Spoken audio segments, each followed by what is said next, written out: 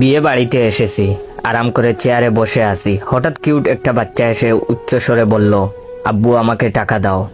বাচ্চাটার কথা শুনে আতঙ্কে উঠলাম। চোখ কপালে তুলে বাচ্চা ছেলেটার দিকে তাকিয়ে রইলাম। পেটের নাড়ি বুড়ি কেমন কেমন করে যেন নড়ছিল।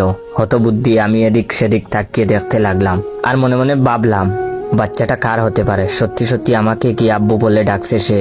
বিয়েই করতে পারলাম না, এর আগে বাবা হলাম কেমনে? টাকা দিচ্ছি না দেখে ছেলেটা আমার গায়ে মৃদুভাবে আঘাত করছিল আর করে কান্না করছিল। ছেলেটার কান্না দেখে একটা লোক আমার নিকট এসে বলল, ভাই টাকাটা দিয়ে দেন।